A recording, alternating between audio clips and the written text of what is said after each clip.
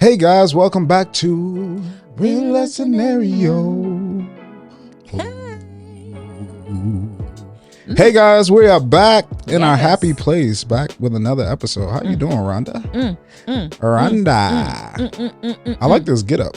Thank the you. Fatigue Thank and you. like I'm looking cute or whatever. Yeah. Thank you. I'm feeling real chill and cool, but I'm also repping for Bay Ursher. because it's almost Bay time. Okay. It's almost, I know y'all are excited about the Super Bowl, but I'm excited about Bay time. I will say Usher has been my crush for like as long as I can remember, truth be told. So I'm excited about it. But anywho, I'm good. How are you? I'm doing well. Good. We had a long weekend. Yes, we did. A very tiresome weekend. I think I was going to say you more than me, but I don't know. We both had we both had like weekends. a long weekend. Yeah. And you guys will be able to see why that happened. We have a guest episode coming up. Yes. And we hung out and kicked it, and it was a lot of fun. But it was very fun. As she said, a time was had. But as she also says, at this old age, of which at this big age, that we are at, sometimes things don't bounce back the same. You don't bounce back Not the same. Sometimes, no times, no times. You don't bounce back the same. Sleep is a necessity. Let me tell you something. That little nap I tried to take on Friday, that turned into a half day's slumber. Yeah. Naps are very necessary. Yeah, but we had a good time. We did. Really good time. It was a fun weekend to lose some rest over. Yes, it was. So I'm not mad at it. For sure. We'll make a point this week. For sure. So speaking of your Ursher, baby, you know what's coming up, right? Yes. Okay. How you feeling about that? Talk to me about that a little bit. I feel really good. I think I don't want to say it's overdue because I think it's happening really when it's supposed to be happening. Yeah. But I'm excited for it. I mean, Usher is like one of the greatest entertainers of all time. Yes, he is. And I think most people would probably say that he's not as celebrated as he should be. And I go back and forth about that because Usher has been very actively working majority of his career. Like How old did he start? I think 14 or 15. And he's in his early 40s now. So I feel like he's been very active, and maybe he just hasn't he hasn't risen to that like Michael Jackson, Chris Brown, Beyonce level, and that's why people feel like that. But Usher has been very consistent. He is a powerhouse musically, in dance, in fashion, which that I don't think he gets enough credit for. But yeah, so I'm excited that he gets to have this moment. He gets to have this opportunity. And I think that the halftime show is going to be great. For sure. No, I'm excited. I'm glad that they're getting back to, the type of performances. And last year I was excited because I'm a huge Rihanna fan. Yes. But, we didn't expect the baby bump. So, the music was still good. But I feel like she had to alter the performance a little bit. She did. But we know that Usher is going to go crazy. And He's going to go crazy. And I wonder, because I know Justin, when he did his, he didn't bring anybody out. But I wonder, I don't remember Justin bringing anybody out. I can't even remember his performance. But my favorite Super Bowl performance has always been the Coldplay with Beyonce and Bruno when they came out. Like, I feel like that just alone, that Beyonce Bruno part of the show, was fire. It was like, fire. It was very fire. Like so good. Very good. So I'm excited about Usher in this, and the last one in LA was dope too with M and 50. Like it was and dope, Dr. but Dre. It was more like a nostalgic, like okay, like and it fit where the Super Bowl was. Yes, but not Mary J. Blige, which I thought was just like, I know that Dre's produced for her, but it was like, why y'all put New York Mary in this whole like, and New York 50, but it was the Dre connection. So yeah, that wasn't my favorite. I think I'm with you that it was Beyonce, Bruno, and Coldplay, but I also really loved Prince. Oh yeah, the Prince When It Rained. Yeah. Iconic. Yeah. Iconic. Justin Timberlake, he performed twice?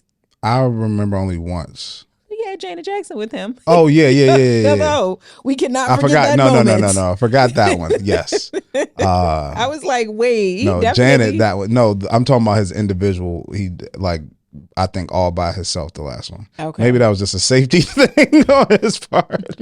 I was like, I don't remember that one. Yeah. I only remember the one with Janet. But I'm excited about Usher. Yes, I hope he me too. brings some like folks Who do you out. think is his guest gonna, like, some of his guests might be? I think he might keep it. I hope he keeps it in his era. Right? Like, all the new people is cool, that's fine, but like, I want to see somebody we ain't seen in like a long time. And it's like, what you been up to? I think he's gonna bring out Lil Jon for Yeah. I think he's like, you gotta do Lil Jon for Yeah. You have to do that. I think he's gonna have Jermaine Dupri. Okay. Yes, definitely. Like, Jermaine is so integral in Usher's career that I think it just makes sense for him to have him there. But I cannot think of who the wild card would be. Like, you know, because a lot of people may not know that, like, Beyonce and Coldplay, that's a actual personal relationship. They're really good friends with Chris Martin, and so they were like, why this? So I'm trying to think of who would that be. Like that, somebody that big? That big, that's like, huh. Like, I don't necessarily understand the mashup until I see the mashup. I think he's going to do something like that, but I can't think of who that would actually, like, be.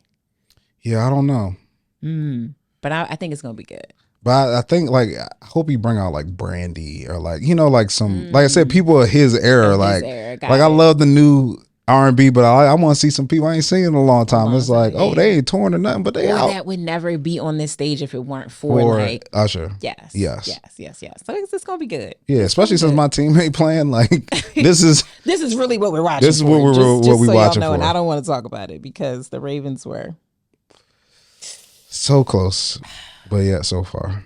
Well, there's always next year, I guess. There is. Yeah. Shout out to Lamar Jackson. You still did a really good job. You did. We're proud of you. Yes.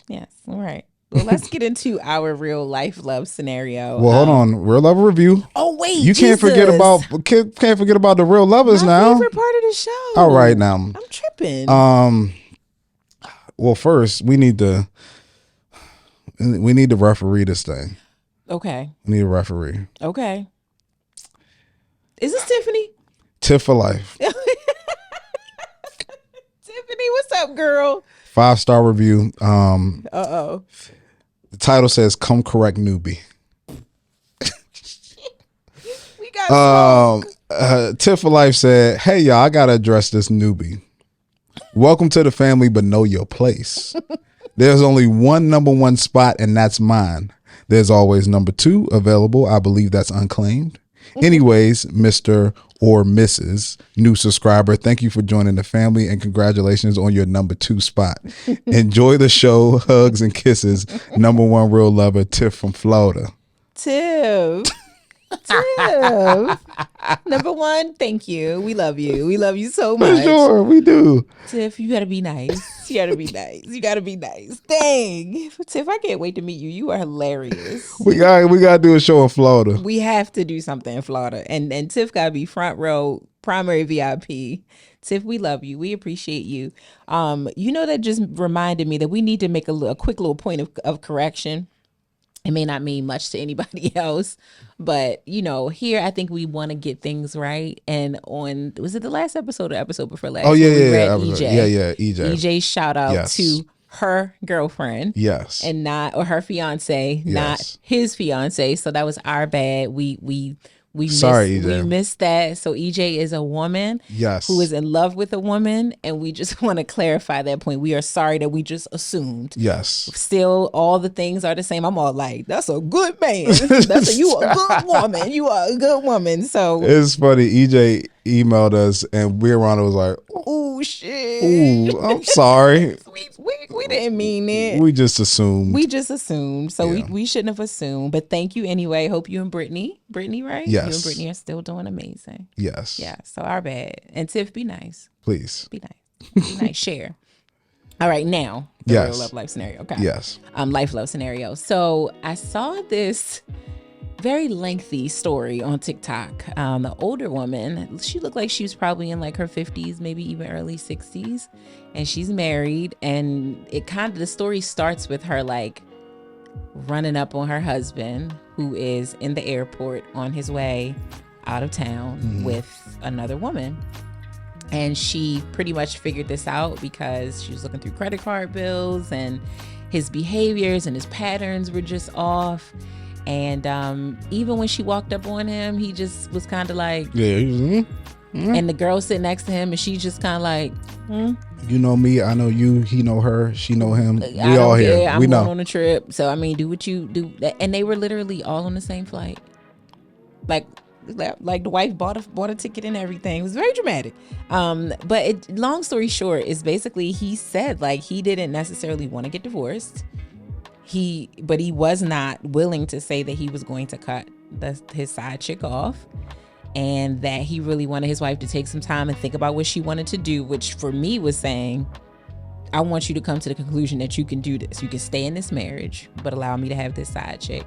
And she ultimately is just deciding to walk away from the marriage of like, I think like they've been married for like 30 something years. Like, so a really long standing marriage. And she feels really betrayed and hurt because she felt like she was doing everything that a loving, devoted, committed wife would do. And she doesn't understand how her marriage went left like this. So it just made me just want to talk about like, this is like one of the biggest downsides, and nothing is really good about cheating, but the idea of getting caught cheating, yes, like how embarrassing and crazy it is, and then to like have to find it out like by doing all of this digging. Like, I just want to talk about just like the nasty sides of cheating, because I feel like so many times when we talk about cheating, it's just about the fun, like, ooh, I'm getting away with something and it's sneaky and it's blah blah blah, but you just don't think about like the sad part. And like, this woman is now gonna have to start over, and she thought she was in a great marriage. She thought she had a really, really great marriage, and this man has been having this affair for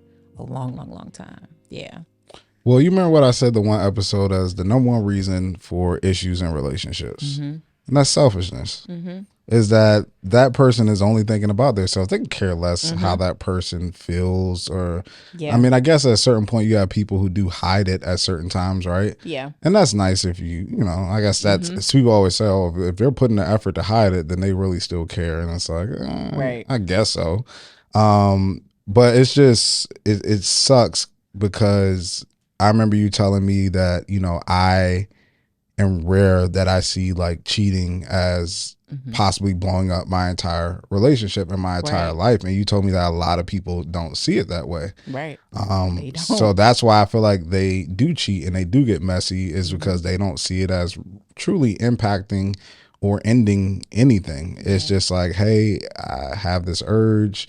I'm going to try to satisfy it and try to do it in a way to where I don't get caught and hurt the person. I feel like a lot of people don't feel, who do that consistently and habitually, it's not really feeling bad about how their partner may feel about it. Yeah. They just trying to satisfy their own urges. It's super selfish. Yeah, very selfish. And it felt like, and she had mentioned this, that like he was planning like almost like strategically to leave the marriage. Like he had this thing going on with this other woman for a while.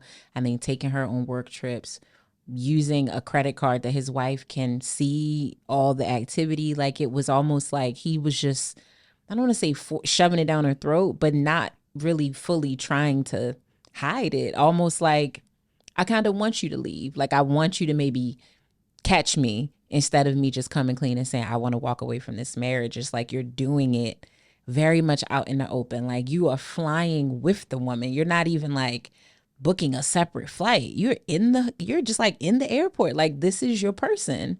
It just goes to so many levels of like betrayal and hurt. And it's like one thing to hear about you cheating or to learn through looking at a credit card bill. It's a whole nother story when I like see you doing it. Or if someone else saw him doing it. Like imagine if my friend ran into you. If you're this comfortable in the airport, you're probably this comfortable at restaurants in our town or wherever in our town. Like what happens if somebody, it's just messy. Well, the thing that I always find interesting, and we could discuss this a little bit, is I've been a great woman. I've done everything a wife should do. Like what necessarily does that mean, right? And why do you feel like that's the qualification, or whatever your actions were doing were the qualifications for him to stay faithful? Because I wonder, especially because she's older, like what being a good wife to a husband at one generation was different from what it could look like now.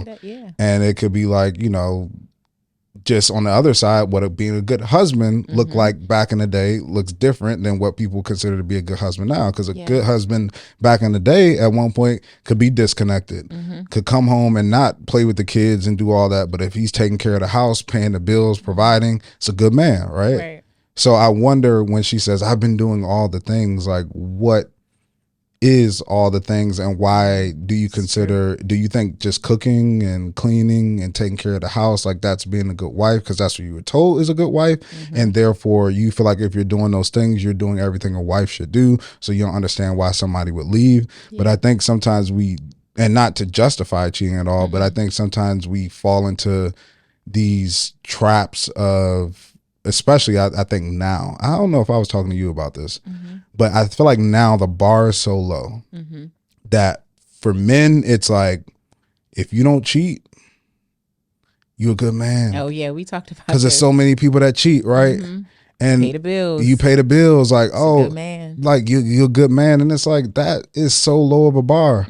So if you're verbally abusive, physically abusive, manipulative, love, like all these different traits, if you stay faithful though and pay the bills, then you feel like you the cream of the crop, to where it takes more than that to, you know, be a good person in a relationship and be somebody that somebody wants to spend a lifetime with. But it's just something to think about when people are always like, I do this and I do that, and I'm just a great wife or a great husband, and I don't understand how they did this. I wonder what things they are defining as being great. Yeah. And I also think it's completely up to the person that you're with. If for some reason they're cheating, let them tell it had something to do with you. Because for me, I feel like cheating is just your choice. Like, even if there are deficiencies at home, you don't have to choose to cheat. You know, you can choose different options. You can choose to keep bringing it up. You can choose to try to get help for the person. You can choose to leave. You don't have to choose to cheat. So even if you are doing everything or all the things that they may even like or want or say that they want, it doesn't mean that they won't cheat. Two things can be true at once. You can be amazing and great and doing everything you're supposed to do, and your partner still cheats. And we're going to get into that in a real love scenario, because apparently a lot of very happy people, happily coupled people, cheat. So with that being said, let's jump into it. This week we hear from, shocking, Anonymous. Anonymous says, I've been a loyal listener of your podcast since March 2023, and I can't get enough of it. The content and conversations have taught me so much about life and relationships. I want to thank you for that. You're welcome. Now let me dive into this crazy scenario I'm in. So I met this guy on Tinder. Honestly, I wasn't looking for anything serious, just some entertainment, but things took an unexpected turn. Despite him not fitting my usual type, our conversations were so engaging and he made me laugh. It confused me because I had mentally decided not to see him again, but then he really started pursuing me. We started talking every day and our connection grew deeper. After about 3 weeks, I realized my feelings for him were becoming real. It felt like we had known each other in a past life. Our conversations were filled with encouragement, laughter, understanding, and love. He even opened up and said he never felt so comfortable being vulnerable before. But then the bombshell dropped. He revealed that he is in a relationship and his partner is pregnant. Initially, him having a child didn't bother me, but this news was a shock. Despite that, we still became intimate. I know, crazy, but it happened. Here's the thing, I don't want him to be a permanent part of my life, but because he's already taken. And I'm not into polygamy, and I struggle with sharing things even now. However, I can't deny that I enjoy feeling like a priority and having someone there for me in very practical ways. He does all the things I need, like taking out the trash and taking care of the manly things around my home. I care about him, but we've had honest conversations about our circumstances. We both agree that we're not ready to end things just yet. We know it will eventually come to an end, but for now, we're riding the wave. I know I'm treading on a slippery slope here, so I'd love to hear your input. What do you think about all of this? What would Dre and Rhonda do in this situation? Thank you, Anonymous. Thank you. Dre's face. Woo.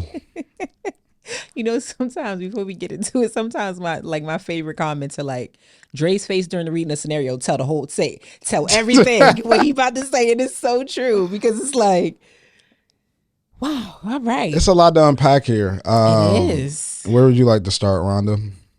Oh, I want to talk about this connection through deception. Because I'm sorry. That's you need to let that marinate. You gotta let that marinate. Okay.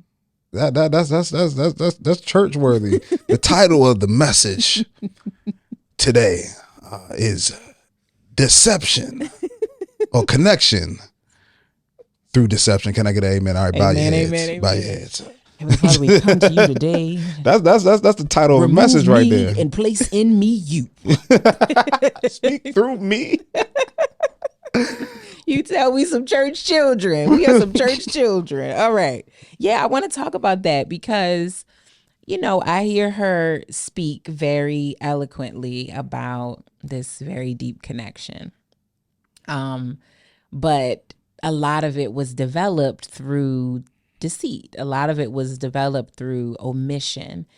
And I kind of want to talk about that because to me, it unravels the actuality or the reality of the connection. Like, is this a real connection, or is he just doing and saying what he needs to do in order to create a connection so that he can get what he wants out of the situation? Number one. Dre had to do the slow blink, y'all. You are 3 weeks into this relationship. According to that, right? It was 3 weeks when she. Yes, it's been a few months. Yeah, it's been a few months now, but when she felt the strong feeling. 3 weeks. Yes. 3 weeks. This is the moment where you know the least about the person that you're with. Very true. Right? So a lot of us, let me tell you where a lot of people mess up when it comes to relationships, right? And why you see people stay in these long relationships for years and years and years with no way out, and all they are leaning on is really what they say, a hope and a prayer. That's it. It's because they meet these people, and in the first couple of weeks or months, they have this amazing experience, right? Yeah. But you have to understand, this is the time where you know the least about that person. This is the time to where they're the most excited. Yeah. And most invigorated and most motivated, whether it's to physically be with you or to just be with you in any type of way. And a lot of people base their entire relationship on that first 3 months when you knew the least about that person. And they're hoping for the other parts, the whole other time of their relationship, that person will get back to that 3 months when they barely knew them and when they were super excited. And it's like, no, this person that you've seen for 8 months or 11 months or a year and a half is the real person. Yeah. That dreamy time in the first 3 months, that ain't them. Yeah, not fully. But you staying here hoping that it gets back to that moment. Yeah. To where you connected and it was deep and it was wrong. And then we got to get into the real conversation, right? What is being vulnerable? What does that mean? Like what is that? Dre and Damo, he's sick of you. But I'm just saying, like, what does that mean? Because I hear women say, "Oh, he was just so vulnerable and so open, and he told me he's never talked about this, whatever, to anybody before." I've had people say that to me before. I've never told anybody this. Yeah. You met me 3 weeks ago. You ain't never told nobody else. I'm just special. I'm just special. Like it just clicked and connect, and you just, like I'm just different. It's like, you don't know that. Yeah. They could just be telling you that because they know that's the way to your heart. Very true. And I do think, so here's the thing, right? You that exact thing that you're talking about, like that, so vulnerable. I never had this moment with anyone before. It only works out when it works out. Yep. You know what I mean? Like that concept is very possible. A person could feel extremely comfortable with you early on. They could be telling the truth when they say, I've never told anyone this before, except they could also very well be lying because it's so fresh and it's so new. And it's like you won't really know until you see much more of a cycle of this timeline with this person. Early on, it can all be a lie. And y'all need to listen to Rhonda, right? Because this is the thing that we have to understand is how much weight you put on certain things when you're dating. That's what you have to figure out. If you know it's something that somebody could say but not mean, you can't associate that much weight to it. They may be vulnerable, it may make you feel good, but you can't put a lot of weight on them being vulnerable and open in the first 3 weeks, a month, because you don't know if that's true or not. There are other things that maybe you can put more weight into that have a little bit more substance. If somebody over 3 months consistent with their communication and how they speak to you and how they treat you, you've had a few arguments but they still handled you with care, like these are the things you could put more weight into when you're evaluating. But somebody just telling you certain things, or and you haven't been able to put any of the words to the test. You can't put it. It feels good, and you should take it into consideration, right? Course. Because you have to trust first. All of us mostly trust first before we, get to a point to where we don't trust someone. But you can't put as much weight on those things, on just words. Because you can't verify any of it. You just, like you said, you hope that it's authentic. You hope that it's genuine. But until you get enough time to test it out, you just have to take it for what it is. Take it for face value. It's nice. Like you said, it feels good. But you got to give it a lot more time. And I think what's interesting also about the scenario is that, he told her that he was in a relationship before they even became intimate. Like the intimacy happened after you learned that you were the side chick. Like you still did it with him. And the truth is, it's because that connection was developed. So you were already emotionally charged by this situation, a connection through deception. You were already very charged by that. And I know she says, like, initially I wasn't even like into it like that. And I will tell you one thing about, if a man wants something and he is passionate enough, that like little push away, that little rejection is like invigorating. It's very invigorating. And I'm trying so hard not to call this man the N-word. I'm trying so hard not to call him a narcissist, right? Because we just go to that word so much. But a lot of his behaviors to me come across that way. Like one, he lied about his relationship status and developed a connection with you and basically like lied all the way up to the point of intimacy, because I feel like he knew that you would still go there. You pushed him away and it's like, oh, he's not really my type. Oh, he's cute. But he did everything to still like come, not after you, but to pursue you, to really show you. Because even persistency, right? Persistency is attractive until it's not. It's like, oh, he's really like, he's working hard at this. Like, ooh, I like that.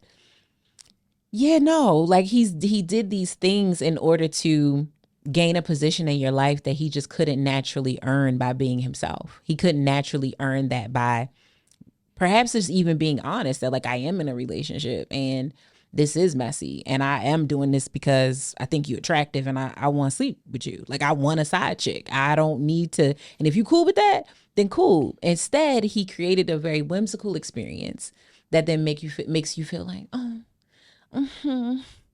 I mean, well, it almost makes you feel like, not you pity him, but like you feel, I don't even know. And again, I've been there. You know what I mean? Like I have said it on this show before. I do not have any shame about saying that I've been a side chick. So I understand that feeling of like, oh, I just feel so special. He makes me feel special. He does certain things for me, but it's like, yeah, but you're also making a massive sacrifice by being a side chick, especially when you decide to be an exclusive side chick, as in you only deal with this man.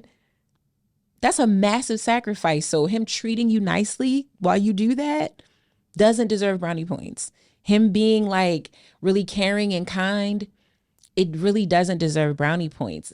Emotional connections are not reserved for single people. Let me say that again. Emotional connections between two people are not reserved for two people that are just single. If you spend enough time talking to someone, it could be your coworker. It doesn't matter. You can develop an emotional connection. They don't have to be single in order for that to happen. So I'm not surprised that you all have some sort of connectivity, but it should have never happened because he's in a relationship, I'm glad that you use the word deception. Mm-hmm. Connection through deception. Mm-hmm. Because a lot of times the thing that the issue is, especially in like the culture here, when we come to TV, books, anything that we saw through society or through television or through movies growing up, is that evil looks evil. It's devil with horns. It's somebody that's just horrible, you can see it from a mile away. Yeah. When you look at superheroes, villains, right? It's easy to see that when you're watching TV and things in society. Right. And I say that all to say is that the truly evil people in your life are the people who deceive you. They try to become your friends. They build your trust. And that's how they get in with you to then manipulate you. Yes. So somebody like that is coming to you, and his whole goal is to get you in a position to where you feel sorry for him and you feel special. So number one, you feel sorry for him that he's stuck in this situation with somebody he really don't want to be with. And he's coming to you and telling you that you're special, that he's with this person and things are cool, but something just ain't right. And then I meet you and it's like, I can be open now. I can talk to you. I can be vulnerable. I can share. I can't do this with her, but I can do this with you. Ooh, and you know what he's setting you up for? To be the side chick. Why? Because now he's telling you how vulnerable he is, how open he is, when he finally comes to you and tells you, I'm actually dealing with somebody else. You see that as being vulnerable. You see that as him being open and honest. And he tells you, I just care about you so much. I feel like you should know. You know, it's something I'm trying to work through and something I'm trying to figure out. Yeah. And it's just not as simple as just leaving the situation. We live together and it's just tough. And it's like, you know, when I talk to you and when we go out and like, when your hand is just on my neck and I'm kissing and the conversation, like being on the phone for 3 hours, like I don't do that with her. Like, can't do it. I don't do that with her. We used to have that, you know, but like the kids done gotten away and she just. It's something about you, like you special, and I get it. Like if you like you don't want to mess with me no more because you know the situation, I completely get it. But I do feel like we got something special, and I just don't want to let it go. I know you feel the same way. Like I almost fell for it just now with Dre saying it. Dre doing the reenactment. Like, I mean, like, damn, that sounds good. Because he vulnerable. He being vulnerable. And it's all, like Rhonda says, all deception. Yeah. And it's like, you just have to determine what your end goal is. Cause you have to. You absolutely have to. And I think, again, the thing that's interesting about her scenario is that she very blatantly knows, right? Yes. Like, I absolutely should not be doing this. We should not be doing this. We know that this needs to stop. But we don't even want to, right? We just want to ride the wave. So I want to get into that in a second, but I want to kind of move on to the next part of the scenario, which is talking about the psychology of cheating. Okay. Like just kind of getting into the meat of that, because I think people try to just like make it a thing. Like if you are cheating, it is because you are just evil and mean and you don't love me. And that's something that even I felt when I've been cheated on. Like, you can't possibly love me if you cheated on me. So I found this cool article by Hiley where they like break down like the reasons why people cheat into 3 really broad categories.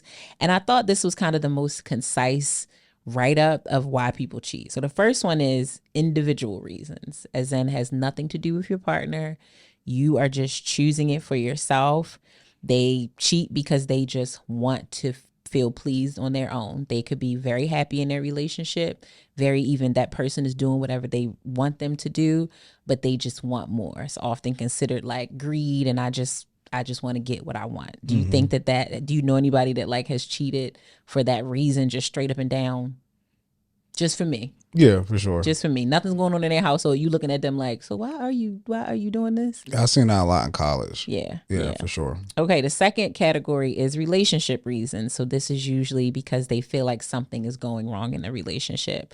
They fall out of love, or there's they fall out of love, or they're convinced that like you just get married for certain reasons, but keeping yourself physically like within the confines of marriage is not necessarily necessary. So I got married because that's what I'm supposed to do. I got married so that I can grow my life with someone. But physically and sexually, I'm still young. So I have to be able to go out and like cheat. And my relationship is not necessarily stopping me from doing that. And I feel like relationship reasons are like what most people will say. Even the guy in the monologue that you just did is like, you know, she don't pay me no attention no more. You know, it's like, damn, you know, it's like, and I hear a lot of times, at least a lot of people that I know that have cheated for relationship reasons, it is because things have changed in their lifestyle. Like something major has happened. And that is the third category, which is situational reasons. Like she just became a mom, or for the second time she became a mom, or he lost his parent and now he's changed in the relationship. He doesn't pay me any attention anymore. And so now I gotta go and get what I need from somewhere else. I think it's also I don't know if that would be considered relationship reasons or a major event, but I think somewhere in that or across those is the self-sabotaging aspect of things, that sometimes you can be in a relationship and feel unworthy. So subconsciously you do something that you feel could blow up the relationship and hoping that, you know, the person ends it because of something that you did. And I've seen that happen too. Yeah, I've seen that happen too, where like you're like in the real life love scenario where it seems like he wanted to get caught. Like, I want you to leave me because I don't have the bravery or just the honesty to just tell you I don't want to be with you anymore. So hopefully I can give you a reason and you can definitely go. I know we've talked about this on a different episode before about cheating. Yes. And, you know, I have definitely cheated. And I will say, like, it is sometimes so hard for me to say that. Although I've said so many times, like, I don't necessarily feel shame about things that I've done, because any mistake that I've made, just like any great thing that I've done, it all has led to me being a person that I really like today.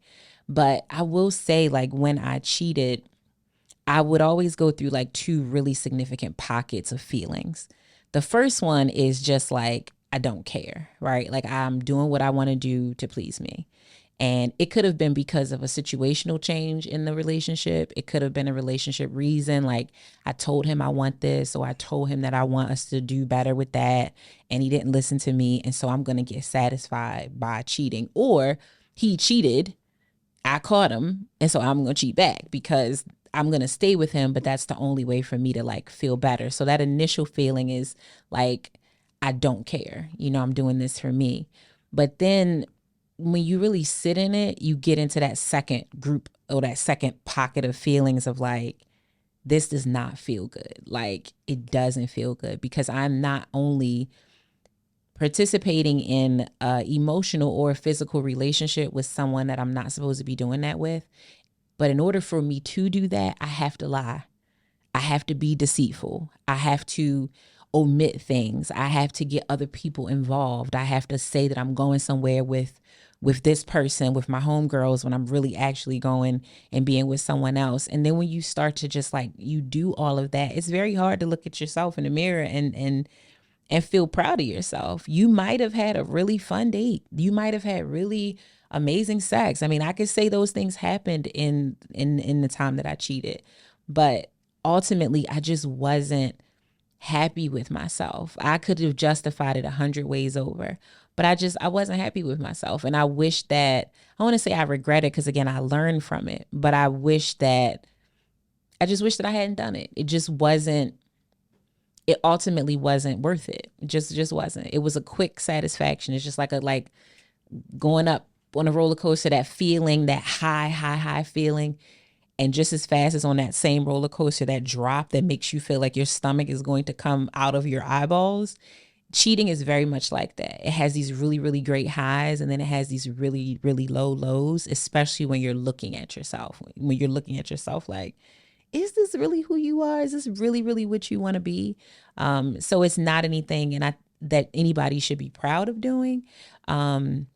And I just don't think that that's talked about enough. Like, I think today cheating oftentimes gets glorified and it's very acceptable. Like, it's very normalized. Yeah, I think it, especially if you look at the dynamics of certain relationships, right?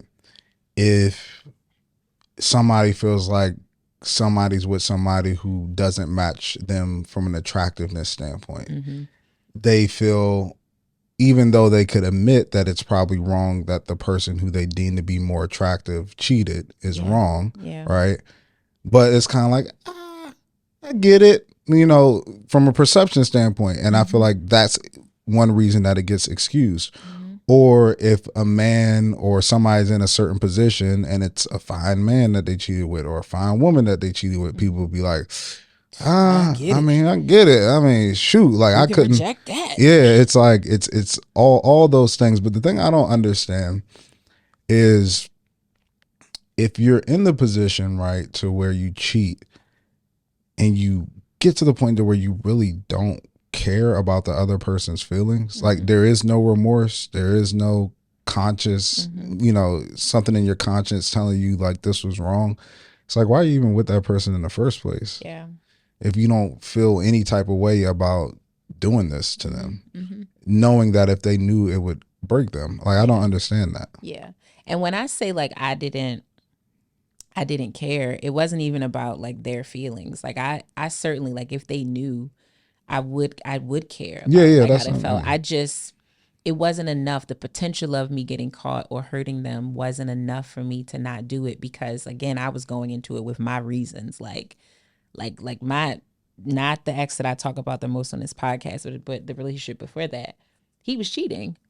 He was cheating the vast majority of our relationship. By the time I found out about it, it had been going on for a very long time. So when I cheated back, it was just kind of like, I care, but I care more about me. Let's put it that way. I care more about my satisfaction than you potentially being hurt by this. So let's talk about that. The cheat get back. Do you stay in a relationship and cheat just to use that as get back versus just leaving and sleeping with somebody else?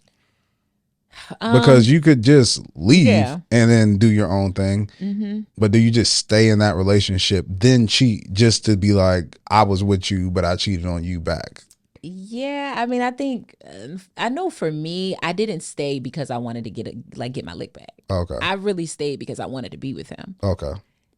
I just also got my lick back. Gotcha. Within staying with him. Did you ever tell him? Or it was more of like okay. Yeah, I feel like I didn't tell him like actively, but like once we really broke up, because he never ever stopped cheating. Like, and we actually broke up. So like he cheated, I found out about it. We decided to move out of our place and get separate places, even though we had reconciled over the cheating. But we were having other issues, like financially, we just were fighting about that too much. And we felt like, well, let's take a step back. You live on your own, I live on my own, but we'll still be together. Not saying that was a stupid decision, but probably should have just left the relationship alone at that point. So when we lived in separate places, we continued to date. And like, he was at my place, all the while still seeing the other person that I caught him cheating with before. And so when she started to notice his patterns changing, because for her, I'm sure she's thinking, or he told her we broke up, but that's not actually what happened. We just moved out of our apartment together. She made herself very known to me. Like when I caught him cheating the first time, I caught it through like the real life love scenario, looking through stuff. This time she came to you as a woman? Came to me as a woman. Hey, Barbara, this is Shirley. She came to me as a woman, sent me proof or whatever. And when I asked him about it, he lied, of course. And that blew that whole situation up. So then we broke up. We truly broke up. And I was devastated. I was super hurt. And he pursued me for months. Like, please, please, please, I'm sorry. Like, I just don't want to lose you. Please, please, please. And I just kept being like, nope, no, I'm good. I'm done. Like, you really want to be with this person. Please be with her. All the while, she was also tormenting me in the background. Like, I had even told her, like, I don't care, because like, I'm not with him. You don't have to keep telling me stuff. She told me she was pregnant. She was just a lot of drama, this particular woman. And, I think maybe 6 months had gone by from when we broke up to my birthday. It was my 30th birthday. And he begged me to allow him to celebrate my birthday. Like, he's going to do something really nice for me. First, I told him no. And then I ultimately agreed to it. All for him to plan a beautiful weekend in DC.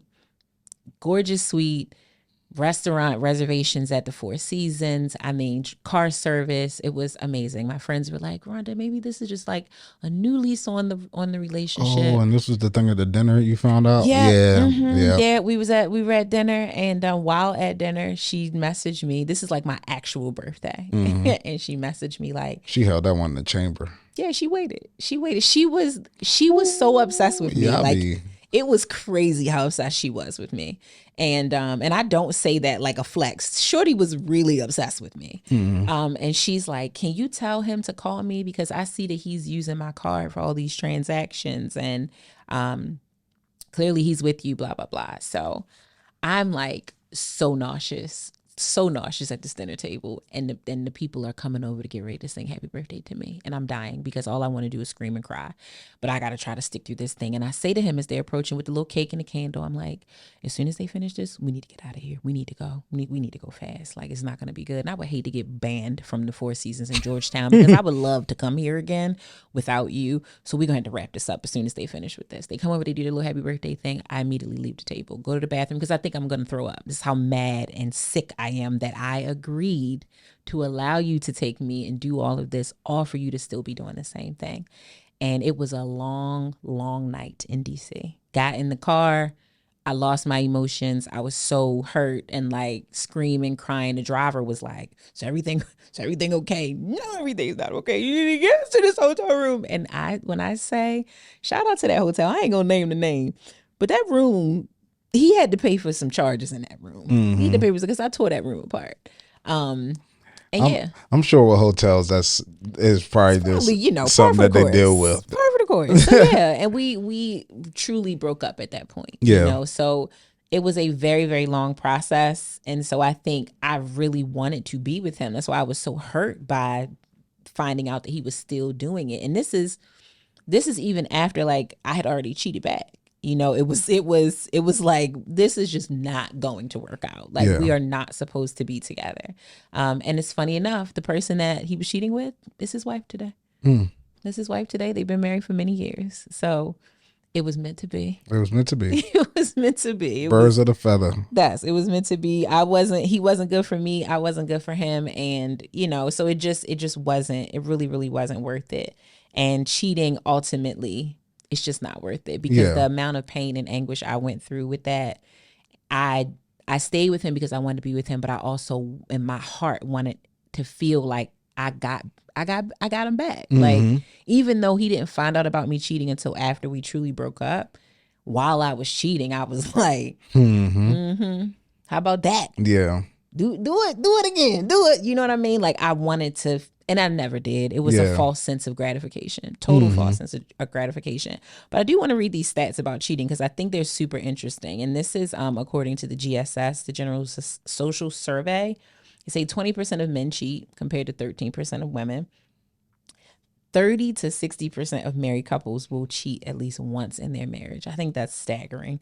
74% of men and 68% of women admit that they would cheat if it was guaranteed that they would never get caught. That's like, wow. Okay. 60% of affairs usually start with close friends or coworkers. Most affairs last an average of 2 years. And 69% of marriages break up as a result of an affair being discovered. Infidelity is still the number one reason for divorce. Number one reason for divorce. So it just makes me think, if these numbers are so big and cheating is happening so much, why is it so bad? And or why aren't more people exploring non-monogamous relationships?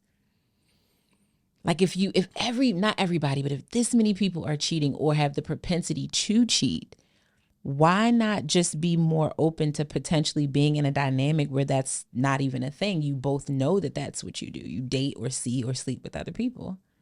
Because nobody really wants that. But how can you say that when they're doing it? Because whether it's in their mind they don't think they want that, or in reality they think they don't want that, but I feel like even the person who's having an affair, they don't want the person having an affair with somebody else. Right? It's like people don't. I can cheat, you can't. Yeah, I can cheat, you can't type thing, right? So people going into marriage, they have the optimism that we can stay together and monogamous for the rest of our lives, right? Mm-hmm. So we're not introducing that in the beginning. And then as things get tough, it's like you develop this love, or even if you start to develop this hate, mm-hmm. you still don't want this person to be with anybody else, right? Yeah. It's like, I'm your person. Mm-hmm. We can figure this out. And if we can't figure this out, then we need to leave this situation. But just willingly and voluntarily being in a relationship with more than one person, like, nah, that don't do it for me. I don't think people like sharing. So I think it's hard to approach that conversation at any point in a relationship. Mm-hmm. And like you've talked about before, it's hard if you mm-hmm. try to do it later on in a relationship, mm-hmm. because a lot of times I don't think these affairs are like the mutual feeling of the relationship, which makes it challenging as well. Yeah. It's like if both people felt that same way, then maybe that could work. But a lot of times you're seeing it's one person is feeling this way and having the affair, and the other person is still wanting to stay faithful and still work it out. Mm-hmm. So that's why you have those issues, because it takes two people to be in a non-monogamous relationship. Yeah. It's tough. It is very tough. And I think I don't agree with that people don't like sharing. I think people do like sharing. They just don't like being honest about that. They don't like being honest about it because monogamy has been taught and groomed and pushed for so long. What do you mean by that? Like, it's the way that you're supposed to do it. As in, like, relationships, if you're basing it on, go back however long you can. Yes, there were rulers and kings and whatever that had multiple wives, but overall, majority of relationships from as long as they've been around, it's one person with one person. But why you say people don't like sharing? I mean, people do like sharing, I guess. Because so many people cheat. So you like sharing. You like to share yourself. You like to have multiple options. So yeah, maybe you don't want to share your partner in theory, but it's not enough for you to not share yourself. I'm sure you would think your partner wants the same, but you're okay with that. I actually think more people would be open to being in non-monogamous relationships if they would just be honest about that from the door. I agree with you, because in my previous relationship, we tried to introduce it. Very, very, very bad idea, because we came into a monogamous situation and something inspired the non-monogamy. It did not truly come from I just want to be with other people, or him. He didn't just want to be with other people. He thought that this was something that was going to save us or fix our relationship.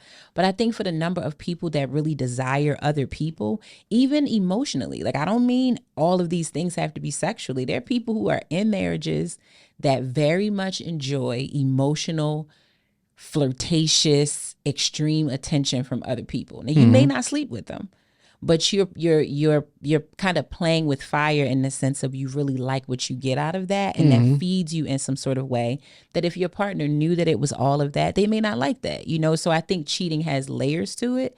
But I think a lot of people really want the option, even down to the stat that 74% of men and 68% of women said if they could do it and not get caught, they would do it. That is more than half on both sides. So to me, it says a lot of people want the option to see other people.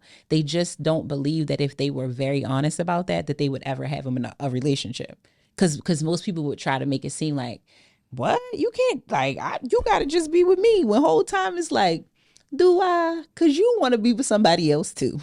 Based on these numbers, you want to be with somebody else too. You just don't want to get caught. You don't want to get caught. But if you could not get caught, you would clearly do it.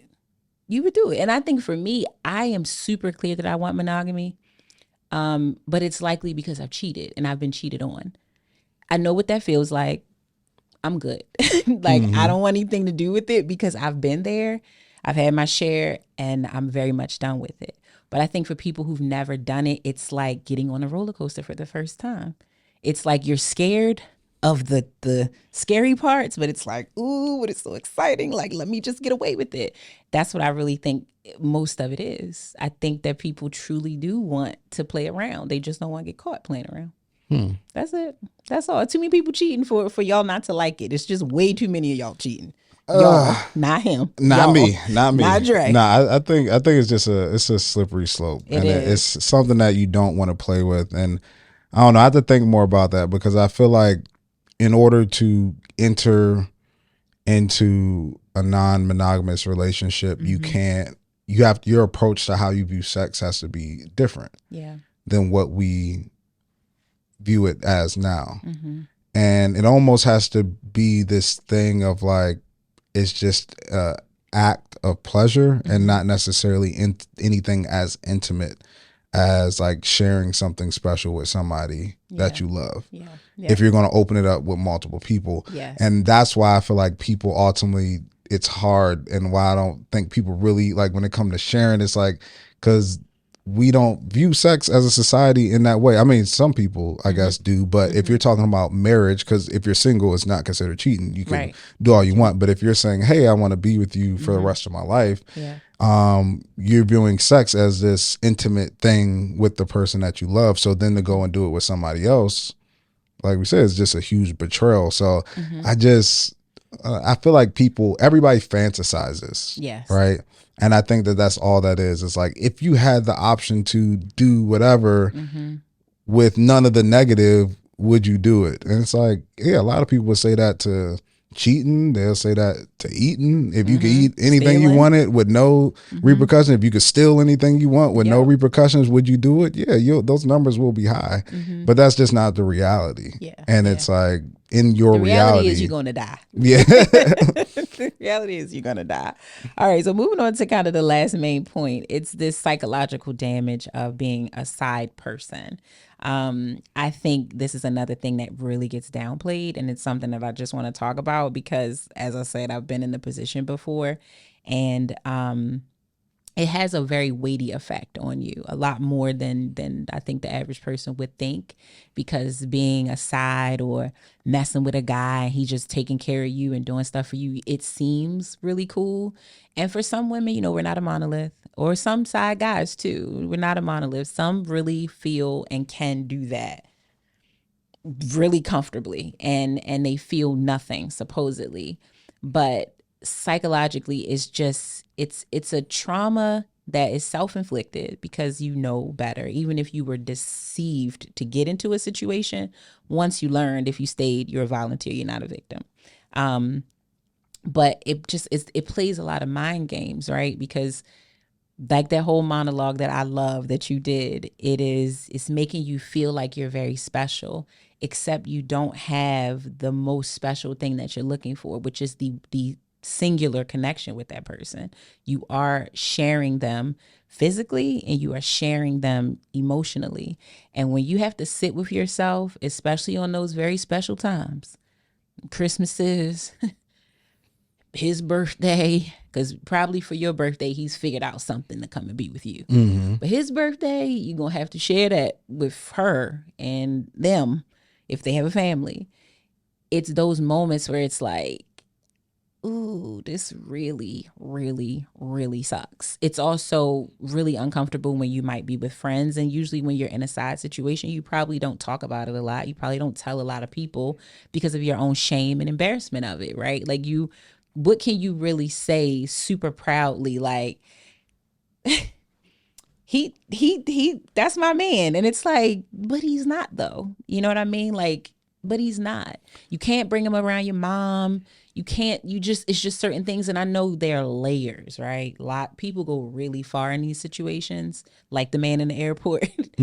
But in general, a lot of it it's clandestine. It's very hidden. It's very secretive. And so you're living a very secret life with this person, not being able to love out loud. If that's really who you are and that's really what you want to do, you can't. You can't do it. And it sucks. It sucked big time. Yeah. So it's like it's not worth it for the trips, for the taking out your trash. And she talked about he brings a certain she even said he prioritizes me. And it's like, yeah, in moments. But the true priority is the woman in his house. That's his real priority. Let it all go down. Let it all go down. Let you and her be standing next to each other. 9 times out of 10, I would say 9.5 times out of 10, he's going to go with the person he's in a relationship with, the person he's married to, the person he got a house with and children with. That is where he's going to go. And so the emotional toll it's staggering, and it's ultimately not worth it. Yeah. I think when it comes to those type of people, and specifically those type of men in this scenario, they play on natural human emotions. Nobody wants to feel or be rejected. Nobody wants to feel like a loser, right? So what the goal is to get you to play the game. I want to get you to play the game. I can wrap you in, talk to you, essentially recruit you into this game that I'm playing. Once I got you in the game and you know you're competing against somebody else, what do you not want to do? You don't want to lose. You don't want to lose, right? And especially if it's a competition that's not truly based off of merit, but it's really a judge. Yes, it's a selection committee. That's all it is. So he has you in this competition with this other person, and you really don't want to be in the competition, but you also don't want to lose. Right. And if you are not chosen, because this is different if basketball, you score more than me. That was just me against you. Yes. There's not anybody who's looking and just saying, yeah, I choose that person versus that person. That's different. Yeah. When it's a judge thing and a committee thing where they're like, yeah, I choose that person. Now you're looking like, why not me? Why not me? What did I do? How is this person better than me? And you're sitting there trying to prove yourself in this game that this other person created. For sure. To serve their own self and not you. And you think you're being served because, again, you feel good in the moment. And listen, depending on the average affair is 2 years, depending on how long you've been in this thing, you could develop real feelings. That is very possible. But exactly what you just said, you are in a competition, whether you agree to be in one or not. And then you start subconsciously and sometimes even consciously participating in it. You're committing, like you're committed to it. You are. And guess what? The person that you're competing with is a fictitious person. Because the persona that you know is only the persona that he's presented to you. That part. You do not know that person at all. That part. So what he does is play this competition, this game with you during the day and sometimes at night with you and this fictitious person. And then when he's tired of it, he clocks out from that game and actually goes back to the real person that he's with and lives his real life. And then when he's ready to get back in it, he'll clock back in and play the game again. That's right. And then when you start to go away and say this isn't worth it, he'll give you a win in one of the competitions just to get your hopes up. You feel like you're making progress. You feel like you're moving forward and to keep you in the game. Trying to keep you in the game. Trying to keep you in the game. And then if you want to blow up and say you quit, he'll be like, cool. And that is the emotional toll. That is when you are like, the chokehold is not just on you physically. It's literally on your mind. It really, really is. I have seen so many women, like friends and otherwise. You think about like, they're the side chick and they talk so much crap about the woman that he's actually in a relationship with. Like, look at her. She's this. She's frumpy. She's ugly. She's fat. She's old. She's whatever. What she is something that you actually want to be, though. She's in a position that you would like to be in. Has nothing to do with her. Like you can see very clearly, quote unquote, all the wrong in her. But you see no wrong with the man. None whatsoever. You so far down into that rabbit hole of like, oh, he is just like, when he is actually the monster in the story. He's the monster in the story. She's not the monster in the story. You don't even know her. She could be amazing and great. And regardless of what you think of how she looks, he goes home to her every day. He making children with her. He is having a life with her. He is celebrating her. He's on vacation with her. He's doing whatever people do when they're in a relationship. And what he does with you is just enough for you to feel very special. What I'm here to tell you, if a man really wants to be with you, the ultimate thing that can make you special is exclusivity if you all are supposed to be in a monogamous relationship. There is nothing more special than actually choosing you through words and through actions. Not, I want to be with you. You know, I want to pour my heart out to you. I just can't. Like, nah, that's actually not very special. And I would never try to deny that I hadn't had a emotional connection in through that type of dynamic, but I would give it back. You know what I mean? Because the pain on the other side of that, of not being chosen in that competition that you just speak of, it's psychologically, it's a mind fuck. I don't know how else to just a nicer way to say that. It is an absolute mind fuck, because then you're there by yourself trying to pick up the pieces of not only why didn't he choose me, but like, why did I let myself do that? Like, what did I think? Did I not think of enough of myself to require myself to only date someone that can be fully available to me? Like, so to any woman and man, again, because men can be side pieces too, it's just not worth it. It's simply not. I think you just have to understand how fake it is. Mm-hmm. Mm-hmm. If you're a side chick, that person is choosing you when they want to choose you. Yeah. So of course they'll be in good moods. Of course I'll take the trash out. I'll do all these things that give a semblance of the best man on earth, because when I'm spending time with you, that's because I'm choosing now to step away from my consistent thing and my number one thing to be with you. Yeah. But imagine if I was with you at the times I didn't want to be with you. Yeah. Then you get the real person in that relationship. So it's like you're playing this fictitious game against this fictitious person with this fictitious person as the judge. Like, all of it's fake. Like, you don't understand. It's all fake. It's a lie. It was all a lie. The person that you're in a relationship, you're not getting all of them. Yeah. The person that you think you know they're with, you don't know them. Nope. All of this is fake. All of it. And what's the one saying that elephants are gray, but everything that's gray in an elephant? It's like you are just searching for some semblance of a good relationship, that little small piece of this thing that you're getting, the open your door, the take the trash out, the vulnerability on the phone, and you're just running with that and saying like, this is everything I wanted. It feels so good. And, you know I shouldn't be with it or shouldn't be with them, but you know what? Like, I'm just going to keep it going for right now because it just feels so good. And it's like, it's fake. Yeah, it's not. And the faster you can get out of it, the better, and that just leads me to kind of my final thoughts on the scenario is that I get it, girl. I get it that you feel like it feels good and you like him a lot, but it's just not worth it. Telling you right now, like you cut your losses right now. It's not. It's like, one, you weren't even really fully into this person to begin with.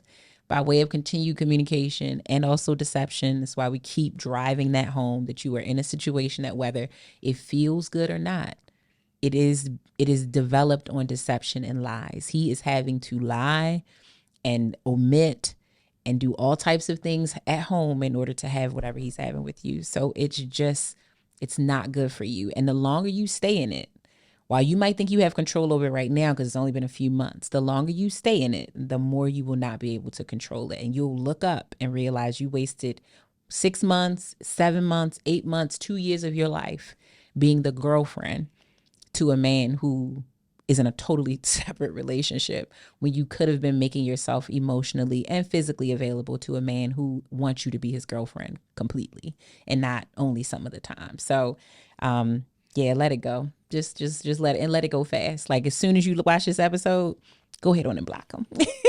Yeah, no, I agree. You gotta figure out what you want. What do you ultimately want?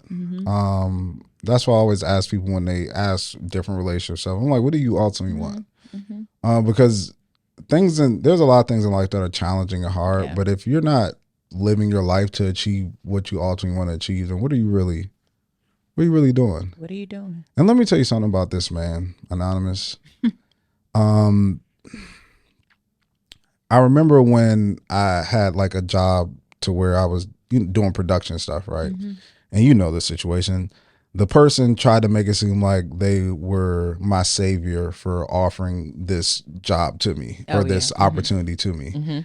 And my thought was like, if you didn't hire me, you were going to have to hire somebody. Like, it's not like you created this for me. It's like you were going to have to hire somebody to fill this position that you needed for this thing that you were doing, regardless. So I appreciate the opportunity, but you were going to have to do it. You were going to have to give it to somebody. And I say that to say is that this man has an urge he's trying to settle, or urge he's trying to satisfy. You feel special? But if it's not you, it's going to be somebody else. And you know what makes it easier for him is if the person that he's with knows about his situation. It's harder if he's sneaking around and the person don't know. Because then he's having to keep up with a whole bunch of lies. It's just a lot. Yeah. So if you stick to your morals and say, no, I'm not going to do it, guess what? You're just going to find somebody else. That's it. Because he has this urge or whatever that he's trying to satisfy. It's not really about you. It's about him. That's it. And the quicker you get away from that situation, you'll be able to see that, number one, that's not real love. It's all fake. It's all fictitious. It may feel good in the moment, but if your overall goal is to be with somebody and have a happy, healthy relationship, this is not progressing you forward to that. It's getting you further away from that. Yes. So that's something I just want you to understand. Yeah. And I want to bring up one more thing when it comes to the cheating thing that we didn't really talk about. And I think that one thing that we need to do when it comes to cheating is never put yourself in a position where you feel like you would never cheat or say you would never cheat. And that's one thing that I've learned. It's like, I will never say like, I'll never cheat. Because those people who feel invincible are the people who end up getting hurt. Yeah. Right? I can't get hit by a car. You walking through the street and you gonna get ran over. Like there's a lot of people who feel like, I would never do this. I would never do that. I would never. If you feel like you would never do anything, you're not protecting yourself against that thing. Right? But if you say like, yo, if I'm in the wrong position, it possibly could happen. Then you start to guard yourself from those situations. Because I think that's one of the most popular cheating things is situational cheating. Yes. Is that you're just in a situation, work trip, meet somebody, drinks start flowing, and you get in a situation where it's like, oh man, like you fell in it. I fell in it. Like as we always say, it's like you don't fall in it, but your like you wouldn't normally under any other circumstances have done this or pursued this, but you're in a situation that's not conducive for that environment. And I don't know, like a lot of people, like somebody said, when you get married, you don't get blind, right? Like you, you can still see. Yes. And if you get in certain environments to where like I said, drinks are flowing and you're in a, like it can be hard sometimes. Inebriated. Yeah, it can be hard to resist. Or intoxicated with, yes. And I remember the movie Forgetting Sarah Marshall where he like apologized to the girl after getting head from his ex. And his girl was mad, and then the guy was like, he stopped mid blowjob. You know how hard that is for a man to stop mid blowjob, to be like, no, like I don't want to do this anymore. That's the reality. It's like if you get in a certain situation and somebody start doing kissing up on you, like who's to say what could happen for even the strongest person? Yeah. So you got to be like, no, like I do not plan on cheating. I do not want to cheat. Yes. I'm not immune to it though. If I'm in the wrong situations, it could possibly happen. So I need to protect myself and my relationship and not put myself in situations to where I can mess up. Yeah. Yeah. That's it. And I mean, the last thing I'll say, which we didn't talk about this either, is because she did say when she met him on Tinder, that she was just looking for entertainment. She wasn't actually looking for commitment. And that's fine. If you're not monogamous minded, if you're not trying to be in a relationship right now, that's all cool and well. But doing like single things with a person that's supposed to be monogamous is one, it's not smart, but it's also not safe. It's just not. Like you could be getting set up in a situation if their wife run down on you. That's where I was going. For those who don't know, I run the podcast network for Urban One. We have a show called Fatal Attraction. Oh, yes, yes. And I was listening to, we're releasing a new season in the next couple of months. And I was listening to them episodes of the new season. Let me tell you something. No, don't do it. I mean, being the singleness is a wild, wild west as it is. Correct. But messing with somebody who got somebody, you messing with popped by the girl who thinks she in a relationship with him. But the one that's actually in it. Woo, boy, you don't know what is going to come down on you. You don't know what. Because then, I mean, it goes from the girl trying to do something to the other girl. Is you messing with the guy, you accidentally get pregnant and he wasn't expecting that. And then he do something to you. Like these situations can go left. Very so bad. Messing with somebody who in something, Listen, there's so many people in this world. Like it ain't. And so many single ones. Yeah, so many single ones. So many single ones. So have your fun and entertainment with someone that is not equally single like you. Yes, like seriously single, like for real. Or have fun with yourself. You know what I mean? Like you get into that bag too. Like, oh, okay, that's what you meant. Yeah, like that too. I mean, that's definitely have fun with others if you know can, but enjoy yourself too. Sometimes none of it is worth it. Like even the singleness, the risky singleness stuff, because then that comes with its own set of cons too. So get into yourself a little bit too. You know what I mean? Like that's the safest way. That's most certainly the safest way. That way you won't get nothing and you won't get hit by nothing. Okay, so we hope we were able to help you, Anonymous.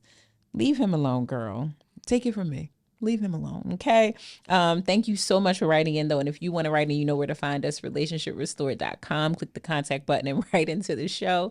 Follow me on social. I'm at Ronnie Cakes. That is Dre Smith. And at Relationship Restored. Make sure you follow us on TikTok. Like, comment, subscribe on YouTube. All the things. We'll see you next week. Peace.